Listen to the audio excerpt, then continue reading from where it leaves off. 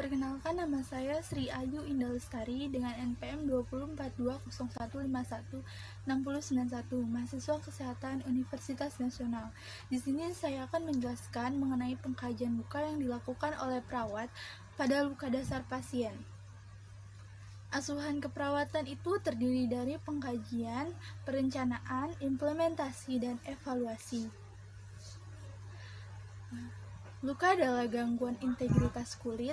Pengkajian luka adalah tindakan yang dilakukan untuk mengetahui luka yang terjadi pada pasien. Tujuannya adalah untuk mengumpulkan data luka secara lengkap, sistematis, dan untuk dikaji, dianalisis sehingga masalah kesehatan dan keperawatan pasien yang dihadapi, baik secara fisik, mental, sosial, maupun spiritual. Untuk persiapan alatnya yaitu ada sarung tangan, status pengkajian luka, spidol, dan pena. Di pengkajian yang kita lakukan pertama adalah mengkaji warna dasar luka. Di warna dasar luka ini kita lihat apakah ada warna lukanya kuning, hitam, atau merah. Dari sini kita akan menilai tingkat keparahan suatu luka pasien, kemudian mengkaji lokasi, ukuran, dan kedalaman luka. Ini adalah untuk mengetahui berapa ukuran lukanya, berapa kedalaman lukanya, dan lokasi lukanya di mana.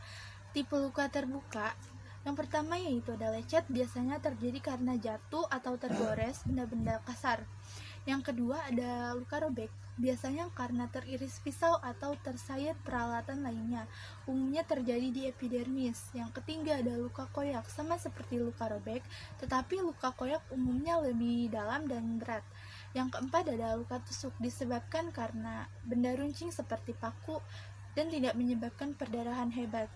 Yang kelima, luka operasi. Ini berakibat dari proses pembedahan.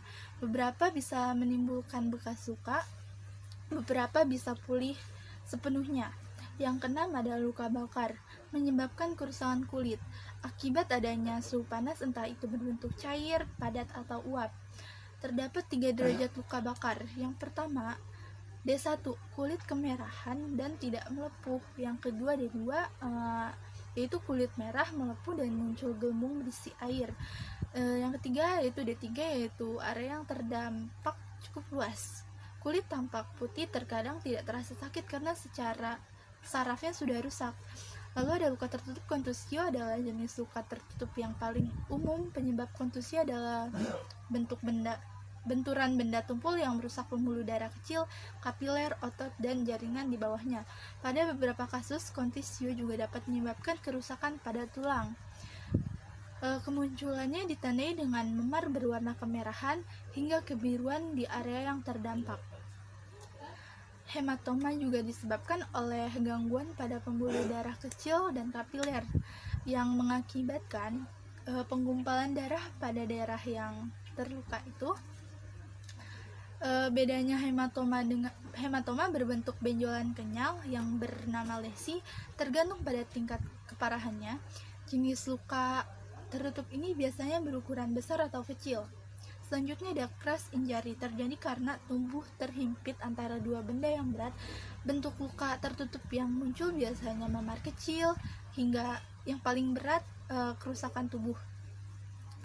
Selanjutnya ada klasifikasi sebagai berikut. Superficial, luka hanya mengenai epidermis, lapisan terluar kulit. Luka ini cenderung ringan. Selanjutnya partial thickness, luka melibatkan hilangnya lapisan kulit epidermis dan lapisan dermis. Selanjutnya ada full thickness, kerusakan akibat luka sudah meliputi jaringan hipodermis pada struktur kulit. Jaringan ini meliputi lapisan kulit lemak, kelenjar keringat, dan sel kolagen. Selanjutnya ada deep complicate, luka sudah lebih dalam, mencapai lapisan otot, tulang, atau organ tubuh. Sementara itu, klasifikasi tingkat keparahan luka tertutup adalah sebagai berikut. Tingkat 1 yaitu memar yang ditimbulkan cenderung ringan, tidak ada pembengkakan, sakit bila ditekan. Tingkat 2, memar nyeri ringan dan sedikit bengkak. Tingkat 3, memar parah dengan rasa sakit yang tidak tertahankan pembengkakannya. Dan anggota tubuh yang terdampak itu sulit digerakkan. Selanjutnya, jenis-jenis luka tidak hanya meliputi luka terbuka di permukaan kulit, tapi luka juga bisa terjadi di dalam tubuh atau berupa luka tertutup. Ukuran luka menggunakan penggaris rawat luka. Lihat apa ada sisa pada luka, bagaimana karakteristiknya seperti warna luka, dan bagaimana keadaan kulit sekitar luka, apakah tanda-tanda infeksi atau tidak. Selanjutnya ada proses penyembuhan luka. Inflamasi berlangsung selama 0-7 hari. Proliferasi berlangsung selama 7-24 hari. Maturasi berlangsung selama 24-2 tahun. Luka dikatakan kronis apabila luka tidak sesuai dengan proses penyembuhannya. Kemudian, mengkaji eksudat dan bau. Pada waktu mengkaji ini kita harus paham dahulu eksudat itu apa. Eksudat adalah cairan yang keluar dari dinding pembuluh darah ke jaringan sekitarnya karena suatu cedera atau kondisi peradangan yang bersifat atau biasanya hanya sementara. Kemudian baunya di sini kita bisa menilai apakah bau tersebut baunya tidak sedap. Kemudian yang selanjutnya, mengkaji tanda-tanda infeksi. Seperti kita ketahui, tanda infeksi itu adanya ruam kemerahan. Kemudian kita tanya kepada pasien sebelumnya, pasien ada demam, kemudian di luka tersebut terdapat rasa sakit atau tidak.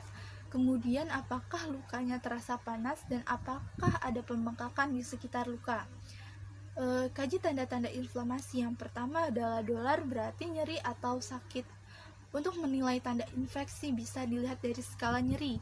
Yang kedua, kolor, ada pada lokasi infeksi terasa panas atau tidak. Yang ketiga, tumor, apakah ada pembengkakan pada lokasi infeksi. Yang keempat, ada rubor, apa warna pada lokasi infeksi berwarna merah. Yang kelima, selanjutnya ada perubahan jaringan. Misalnya jika luka di kaki mengalami interaksi pada kaki, tidak akan berfungsi dengan baik seperti sulit berjalan. Kemudian yaitu mengkaji keadaan kulit di sekitarnya. Selanjutnya yaitu mengkaji hasil pemeriksaan laboratorium yang mendukung. Kita tanyakan kepada pasien apakah sudah melakukan pemeriksaan laboratorium. Jika sudah, kita meminta bukti pemeriksaan laboratorium, kemudian mengkaji status nutrisi pasien. Nah, di sini kita tanyakan apakah pola makan dan apakah pasien ada alergi suatu makanan atau tidak. Selanjutnya mengkaji status vaskular. Di sini kita kaji apakah sebelumnya pasien ada tindakan pembedahan pada pembuluh darah. Selanjutnya mengkaji status imunitas pasien.